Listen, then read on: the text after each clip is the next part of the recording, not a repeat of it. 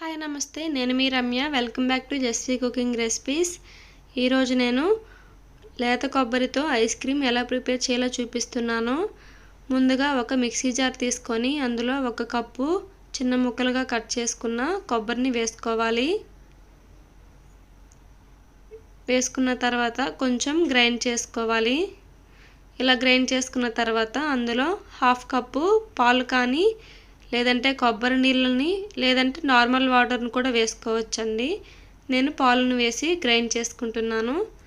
ఇలా మెత్తగా గ్రైండ్ చేసుకొని పక్కన పెట్టుకోవాలి. నేను లేత కొబ్బరి వాడుతున్నానండి, లేదంటే నార్మల్ కొబ్బరి కూడా వాడుకోవచ్చు. ఇప్పుడు ఒక గిన్నె తీసుకొని 1 కప్పు పాలను వేసుకోవాలి. వేసుకొని స్టవ్ మీద పెట్టుకోవాలి. ఇప్పుడు ఒక బౌల్ తీసుకోవాలి. బౌల్ తీసుకొని 1 స్పూన్ కార్న్ ఫ్లోర్ వేసుకోవాలి. 1/2 కప్పు పాలను వేసుకొని ఉండలు లేకుండా బాగా కలుపుకొని పక్కన పెట్టుకోవాలి.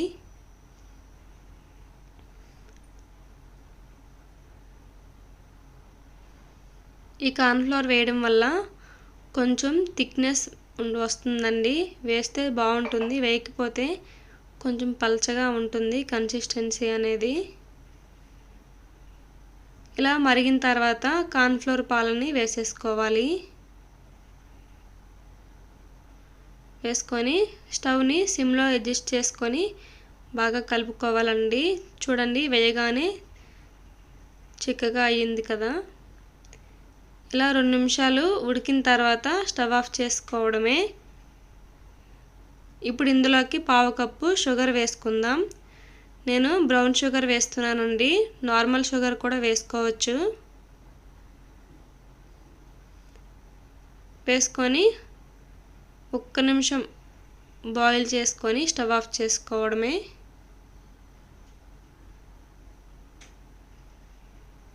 కలుపుకుంటూ ఉండాలండి, లేదంటే అడుగంటికి పోతుంది. ఇలా ఈ కన్సిస్టెన్సీకి వచ్చినప్పుడు స్టవ్ ఆఫ్ చేసుకొని పూర్తిగా చల్లార్చుకోవాలి. పూర్తిగా చల్లారిన తర్వాత మాత్రమే మనం ఐస్ క్రీమ్ ప్రిపేర్ చేసుకోవాలండి. ఇప్పుడు బాగా చల్లార్చుకుందాం. ఇలా చల్లారిన తర్వాత ముందుగా మనం గ్రైండ్ చేసి పెట్టుకున్న కొబ్బరిని ఇందులో వేసేసుకోవాలి. వేసుకున్న తర్వాత బాగా కలుపుకోవాలి.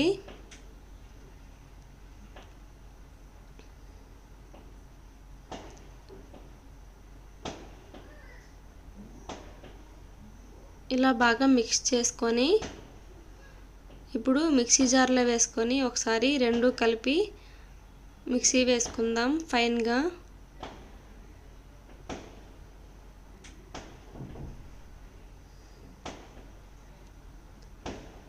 మిక్సీ వేసుకోకపోయినా పర్వాలేదండి, వేసుకుంటే బాగుంటుంది.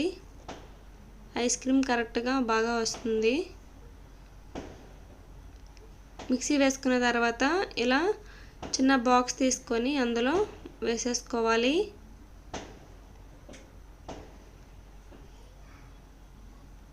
వేసుకొని పైనుంచి కొంచెం లేత కొబ్బరిని యాడ్ చేస్తున్నానండి, లేకపోతే స్కిప్ చేసేయచ్చు.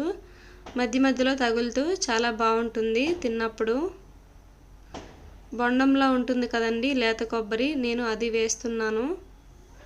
చిన్న ముక్కలుగా కట్ చేసుకొని, వేయకపోయినా పర్వాలేదు. వేసుకొని ఇలా క్యాప్ పెట్టుకొని ఒక నైట్ మొత్తం డీప్ ఫ్రిడ్జ్లో పెట్టేసుకున్నానండి. పెట్టుకొని తీసుకున్నాను. ఒక 6 గంటలు పెట్టుకుంటే సరిపోతుందండి డీప్ ఫ్రిడ్జ్లో. చూడండి, చాలా గట్టిగా తయారైపోయింది మనకి ఐస్ క్రీమ్. ఇప్పుడు ప్లేట్లోకి సర్వ్ చేసుకుందాం. కొబ్బరి ఫ్లేవర్తో చాలా బాగుంటుందండి. నేను తీసుకున్న బాక్సు బయట కొనే ఐస్ క్రీమ్స్ వేనండి. ఇలా కొబ్బరితో, పనసకాయతో, జామకాయతో ఇలా చాలా ఐస్ క్రీమ్స్ వాళ్ళు అమ్ముతారండి. చాలా బాగుంటాయి అక్కడ. అప్పుడప్పుడు తెచ్చుకొని తింటూ ఉంటాం. మన ఇంట్లోనే ప్రిపేర్ చేసుకోవచ్చు కదా అని ఇలా ఇంట్లోనే ట్రై చేస్తాను. చాలా బాగా వచ్చింది. ఇప్పుడు ప్లేట్లోకి సర్వ్ చేసుకొని పైనుంచి చెర్రీస్తో గార్నిష్ చేసుకుందాం. డ్రై ఫ్రూట్స్తో కూడా గార్నిష్ చేసుకోవచ్చండి.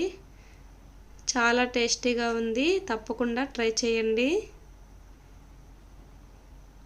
ఈ రెసిపీ మీకు నచ్చినట్టయితే నా ఛానల్ని లైక్ చేసి, షేర్ చేసి, సబ్స్క్రైబ్ చేసుకోండి. Thank you for watching.